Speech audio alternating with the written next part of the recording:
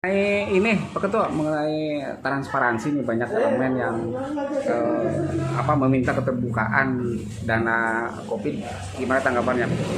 Ya, pertama saya menyampaikan apresiasi kepada seluruh masyarakat, elemen masyarakat yang meminta transparansi. Karena transparansi itu adalah milik publik. Apalagi sekarang ada undang-undang transparansi, tentang transparansi. Tapi saya juga ingin balik bertanya, yang dimaksud dengan transparansi dalam penanganan COVID itu transparansi apanya? Transparansi penanganannya, transparansi mengenai anggarannya, atau transparansi apa? Saya mendorong kepada seluruh masyarakat. Jadi transparansi ini bukan domain pemerintah saja, bukan domain penyelenggara pemerintah saja, tapi domain kita semua. Kalau kita ingin transparansi, ya tanyakan kepada pemerintah. Misalnya tentang anggaran, ya. Anggaran yang dilakukan atau direfokusi. Ini kan wabah pandemi ini kan anggaran yang disediakan tidak direncanakan. Ya. Sudah sih tidak direncanakan, anggarannya besar. Jadi wajar masyarakat butuhkan transparansi. Tapi transparansi ini masyarakat harus proaktif juga menanyakan kepada pemerintahan daerah penyelenggara. Berapa anggaran yang disiapkan, berapa anggaran yang sudah diserap, untuk apa saja. Ya. Itu ya. Jadi justru masyarakatnya sendiri, termasuk wartawan, menanyakan harus proaktif. Jangan ujuk-ujuk berkomentar tidak transparan. Transparannya model apa? Gitu. Misalnya nih, sekarang saya lebih fokus aja. Yang sekarang menjadi isu itu kan beberapa hal. Pertama mengenai besarnya anggaran. Ya. Sekarang ini untuk penanganan pandemi COVID-19 itu dianggarkan oleh kabupaten itu 72 miliar. Ya. Tambah 5 miliar untuk bencana alam, cadangan. Semuanya disimpan di BTT. Ya, tidak terduga. Ya, itu. Nah, untuk bencana alam lah, penanganan bencana alam. Ya. Nah, apakah 72 miliar ini memang ansih inisiatif pemerintahan daerah? Itu tidak, karena ada tahapan-tahapan. Parsial 2 itu dianggarkan 18 miliar. Parsial 3 41 miliar. Parsial 3-nya 72 miliar. Jadi kumulatif 72 miliar. Kumulatif 72 miliar. Ini berdasarkan laporan. Sampai dengan kemarin rapat kerja dengan Badan Anggaran, itu yang terserap baru 28 miliar. Oh ya. Kemarin ya, waktu 4 hari yang lalu ya, laporan jadi 28 miliar. Nah, untuk apa aja? Jadi antaranya untuk pembelian rumah sakit. Ya, untuk pembelian rumah sakit. Nah, ini kan menjadi isu. Rumah sakit ini menjadi isu spekulatif ya.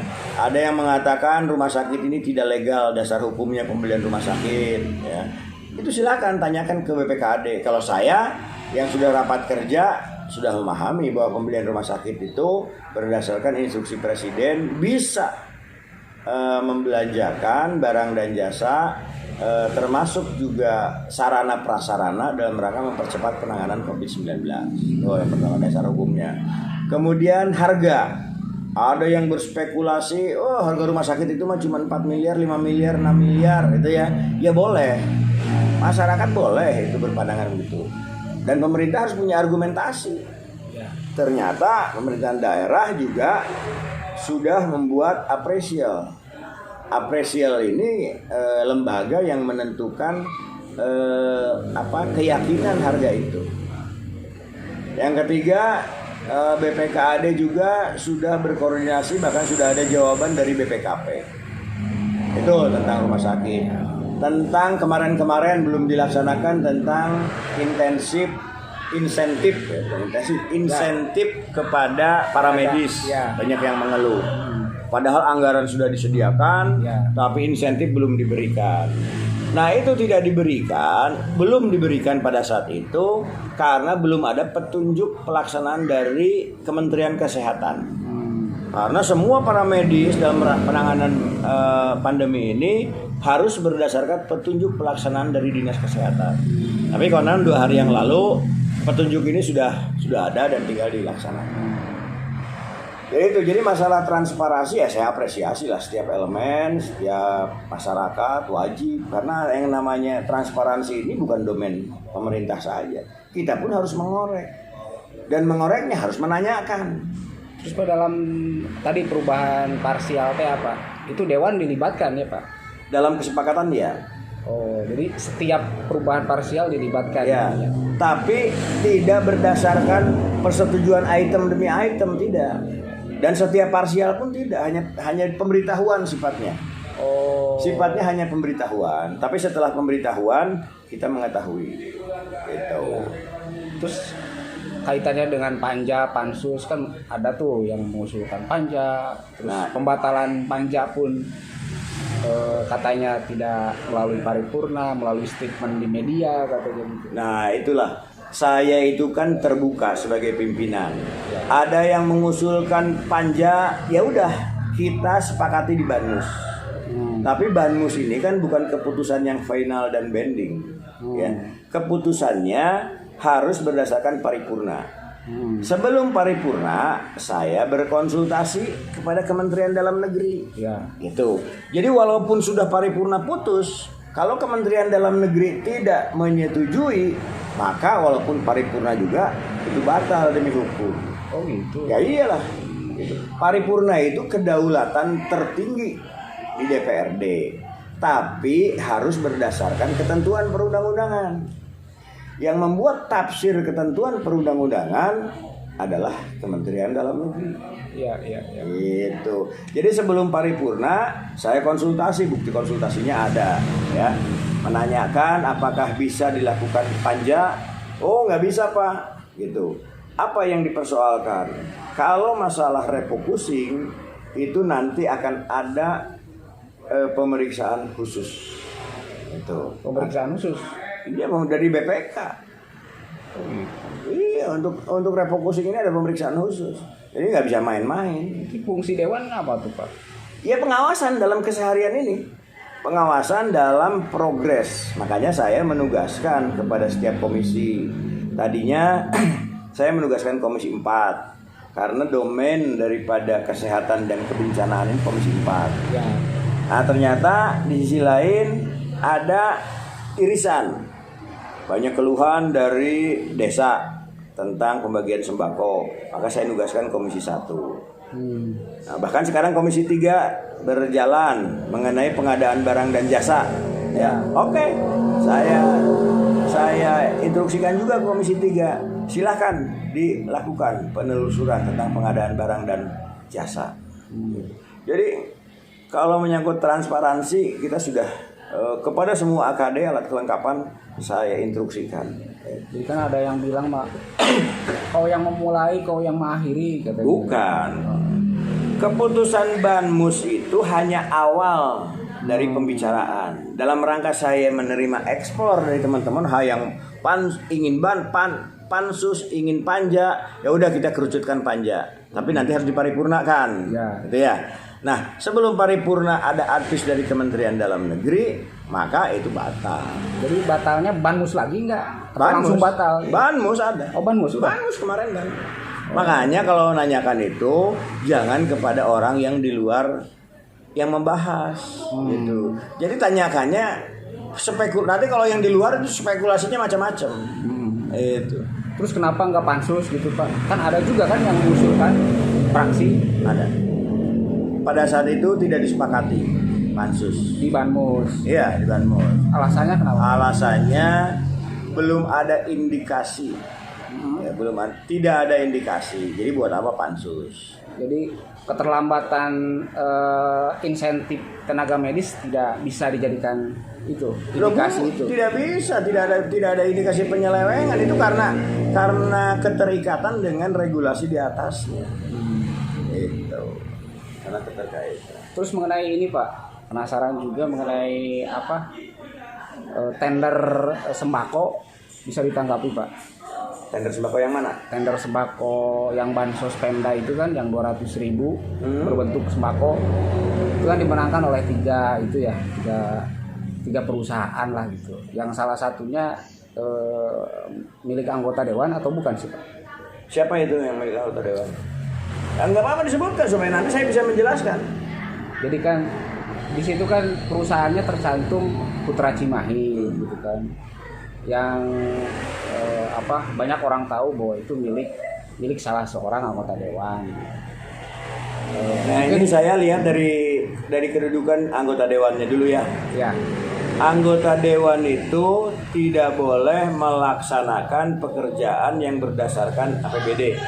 Ya. Ya, yang sumber dananya dari APBD. Itu kan undang-undang. Ya. Ya. Pertanyaannya Putra Cimahi. Nah, wartawan juga harus jeli. Ya. Tanyakan dulu siupnya, TDP-nya, punya siapa Putra Cimahi itu. Jadi jangan tendensius, ya. Ini kan negara hukum, ya, negara hukum. Jadi tanyakan, Mbak, tanyakan ke Pemda, Pak Bupati, Pak BPKAD, berdasarkan undang-undang bahwa anggota DPRD itu tidak boleh menjadi rekanan, ya, yang sumber dananya dari APBD. Ya. Nah, tanyakan kalau misalnya itu disinyalir bahwa Putra Cimahi itu punya anggota DPRD, maka itu salah. Itu. Nah, Pak Ketua sendiri selaku ketua lembaga yang punya fungsi pengawasan sudah mengetahui itu. Setahu saya bahwa itu siup TDP Putra Cimahi bukan punya anggota dewan. Oh, bukan. Iya. Dan itu berarti gugur kan undang-undang itu kan ya? Undang-undangnya kayak kalau undang-undang itu kan azas kepastian. Ya. Kalau misalkan gini Pak, berarti Putra Cimahi milik siapa? Tahu nggak Pak? Nggak tahu saya tahu ya. Makanya sekarang Komisi 3 mau menelusuri silahkan. Ya. Ya kan kemarin ada yang statement kalau ternyata milik kerabatnya atau jadi di situ ada unsur indikasi nepotismenya. Jadi menurut Pak Ketua gimana Pak? Undang-undang itu kan azas kepastian hukum. Ya, azas kepastian itu harus pasti. Ya. Pastinya kepada orang dan seseorang. Nah, itu. Soal dia kerabat atau tidak, ya kita lihat undang-undangnya. Kalau misalnya dia tersangkut, dia udah dilaporkan saja, nggak ada salah. Kalau menyangkut nepotisme segala macam, ada nggak dalam hukum positif kita? Itu. Ya. Jadi nggak usah. Kan biasa kan kalau sosialisasi itu KKN gitu kan. KKN itu korupsi nepotisme, bukan hanya korupsi saja gitu. Saya sulit mengomentari masalah itu, terlalu banyak lah ya yang melakukan itu. Kalau soal itu, tapi kalau saya mah sederhana aja, azas kepastian hukumnya aja. Oh gitu ya. Ya, azas kepastian hukumnya. Dilihat di undang-undang apakah itu masuk atau tidak. Ya. Terus kembali ke transparansi Pak. Kemarin kan ada sekelompok wartawan yang mengatasnamakan anarkis audiensi kan dengan Bupati. Intisari dari jawabannya mungkin begini, kata Pak Bupati, bahwa transparansi itu kan bukan berarti bugil dan mekanismenya itu nanti dengan DPRD katanya. Emang seperti itu ya berarti? Iya, sekarang seperti DPRD, saya sudah menugaskan alat kelengkapan komisi-komisi untuk melaksanakan pengawasan, ya pengawasan secara reguler gitu. Tapi pengawasan khusus mengenai penanganan COVID di akhir itu nanti ada BPK dan BPKP. Seperti apa? Apakah ada penyimpangan atau tidak? Tapi mungkin nggak langsung sekarang kan gitu ya? Nanti ya, ada waktunya ya? Ada waktunya. Terus kata Pak Bupati juga nanti di APBD perubahan katanya. Soal apanya APBD perubahan? Ya untuk transparansi anggaran ini. Kalau menurut saya nggak di APBD perubahan. Jadi mengenai transparansi itu, saya juga balik bertanya kepada yang menyampaikan aspirasi yang belum transparan apanya. Ya saya menyarankan untuk ditanyakan apa yang belum transparan ini, tanyakan ke Pemda. berapa anggarannya, berapa yang sudah diserap, untuk apa, tanyakan. Itulah bentuk transparansi. Makanya saya menyampaikan bahwa transparansi itu bukan sekedar penyelenggara pemerintah harus menyampaikan, tapi masyarakat juga harus menanyakan supaya tahu. Ya. Kemarin juga sempat ditanyakan sih transparansi, karena memang infonya itu kan 41 gitu kan, terus 72, 75, ada 77 gitu. Makanya dipertanyakan yang pasti parsial 2. Kalau parsial 1 udah nggak ada masalah. Parsial 2 itu 41 miliar. Anggarannya dari mana? Dari biaya cadangan. Tuh.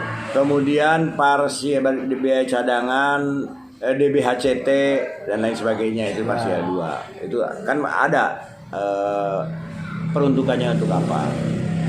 Parsial 2 41 miliar. Kenapa harus 41 miliar? Karena ini juga instruksi dari Menteri Keuangan, Menteri Dalam Negeri, bahwa ini dengan anggaran yang parsial 2 ini belum terpenuhi jaring pengaman sosial, harus diberikan. Maka angkanya naik 41 miliar. Setelah 41 miliar muncul lagi PMK. Ya, PMK. Bahwa pemerintahan daerah wajib mengalokasikan sampai 6 bulan. Sesuai dengan yang dilakukan oleh Kementerian Sosial. Maka dianggarkan lagi menjadi 72 miliar. Jadi semuanya include anggaran untuk penanganan COVID-19 ini 72 miliar plus 5 miliar dana cadangan untuk penanganan bencana alam. Kalau pandemi non alam, kalau yang 5 miliar alam. Pertanyaannya, apakah harus dihabiskan? Tidak. Itu. Kalau dirasa minggu ini atau minggu depan sudah selesai, maka selesai. Sekarang baru terserap 28-an gitu ya. Ya, pada saat rapat kerja kemarin itu sudah disampaikan yang terserap baru 28 miliar. Terus ada keluhan juga, Pak. Bukan keluhan sih, ada informasi yang disampaikan oleh perangkat desa lah gitu kan, salah satu desa yang bilangnya begini. Jadi anggaran bansos untuk sembako itu yang dari Pemda katanya justru motong dari anggaran desa yang biasa dari Pemda tuh.